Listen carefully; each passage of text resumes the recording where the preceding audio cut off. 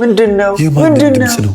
ቤቲ እንዴ? ባለቤቴ ምን እየሰራች ነው?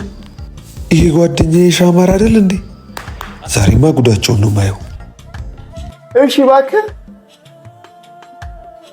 እስማ፣ አንተ በጣም ተከልለሃል እንዴ? ዘንባባው ከልሎሃል በጣም።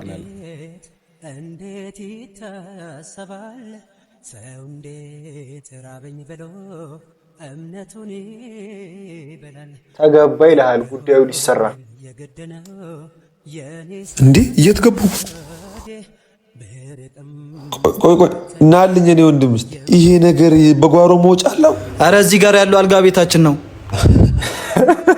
አሁን የገቡ ሰዎች ወዴት ናቸው?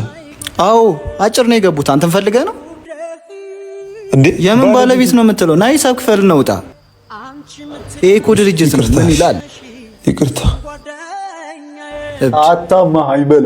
ሳታማሃኝ በላ ጓደኛ አየር ላይ ሚስትህን ወይ ብቻ ምን ትሰራለህ? ከራሴ ውጪ ማን አለኝ እንዴ? እኔስ ቤቲም እኮ አለች። ለካ እናንተ አላችሁ። ምን ሆኜ ነው ብቸኝነት የተሰማኝ? ቤቲ እኮ እኔም እኮ የገረመኝ እሱ ነው። ሁሌም ቢሆን አለን። እንካ ይሄን ብላ። አይ እኔ ሌላ አዛለሁ፣ ችግር የለውም። ከመቼ ጀምሮ ጅብ ማሰብ ጀመረ? ተው፣ ጅብ ረሃብ አይችልም። ዝም ብለህ ብላ። አረ ለአንተም እኮ አይበቃ። አትግደርደር። ከበላኸው እምነት አይበልጥም። ካቆሸሽከው ወዳጅነት ላይም ስለምትሰጠኝ ዳቦ አይጠግነኝ። አውቃለሁ ይሄ የኔ ዳቦ ነው፣ ግን እኔ ስላለው ብቻ የኔ መሆኑ ትዝ አይበለ። እየጎመጀጀህ አትተወው።